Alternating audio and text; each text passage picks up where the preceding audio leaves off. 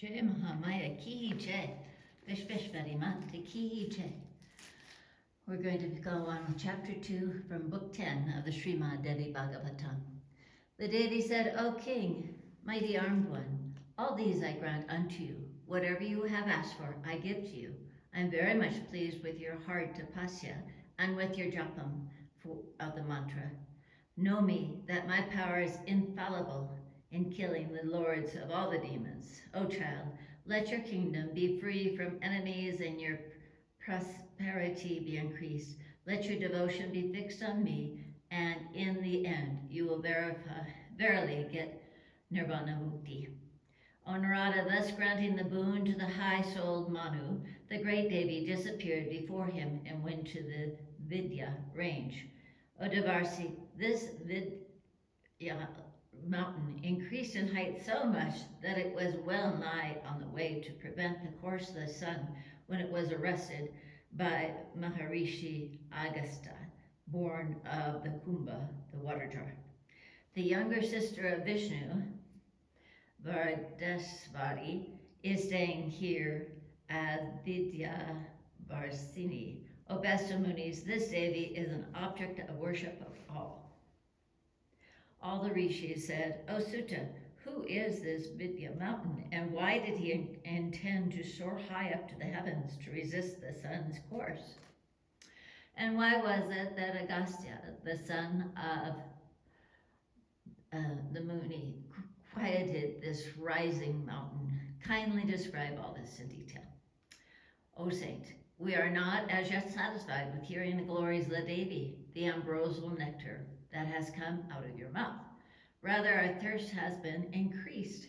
Sutta said, O rishis, there was this Vidya mountain, highly honored and reckoned as the chief of the mountains on the earth. It was covered with big forests and big trees, creeping plants and shrubs, and was very beautiful. On it were roaming deer and buffaloes and all kinds of beautiful animals. The Devas, Gandharvas, Apsaras, and all come there and bathe in the rivers. All sorts of fruit trees can be seen here. On such a beautiful mountain came there one day the ever-joyful Darvasi Narada on his voluntary tour around the world. Seeing the Maharishi Narada, the mountain got up and worshipped him with great devotion and gave him a great seat to sit on. When the Muni took his seat and found himself happy, the mountain began to speak. He said, O Devarsi, now be pleased to say whence you have come. Your coming here is so auspicious, my home is sanctified today by your coming. O Deva, your wandering is like the sun, the cause of inspiring the beings with freedom from fear. So, O Narada, kindly give out your intention as to your coming here, which seems rather wonderful. Narada said, O Vidya, O enemy of Indra, once the mountains had a very great influence, but Indra cut off their wings and so destroyed their influence. Hence the mountains are enemies of Indra. I am coming from the Sumeru mountain. There I saw the nice abodes of Indra, Agni, Yagya, Varuna. There I saw the houses of the regions of the seven quarters, which abound in objects of all sorts of enjoyments. Thus saying, Narada got out a very high sigh.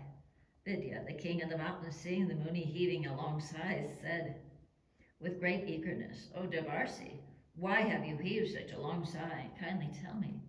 Hearing this, Narada said, O child, hear the cause of why I sigh. See, the Himalaya mountain is the father of Gauri and the father-in-law of Mahadeva. Therefore, he is the most worshipped of all the mountains. The Kailash mountain, Mount Suru, is the residence of Mahadev. Hence, that is also worshipped and chanted as capable of destroying all sins. So the Nisada, Nila, and other mountains are worshipped at their own places. What more than this, that this mountain, Kailash mountain, Sumeru mountain, round whom the thousand-rayed sun and the soul of the universe circumambulates along with the planets and stars, thinks himself the supreme and greatest again amongst the mountains. I am the supreme. There is none like me in the three worlds. Remembering this self-conceit of Sumru, I sighed so heavily. O Vidya, we are ascetics, and though we have no need to discuss these things, yet by way of conversation, I have told you this. Now I go on to my own abode. Here ends the second chapter of the 10th book on the conversation between Narada and the Vidya mountain in the Mahapuran Srimad Devi Bhagavatam of 18,000 verses by Maharishi Veda Vyasa. Jai Mahamaya ki jai, Vishveshwari Mata ki jai, Bole Baba ki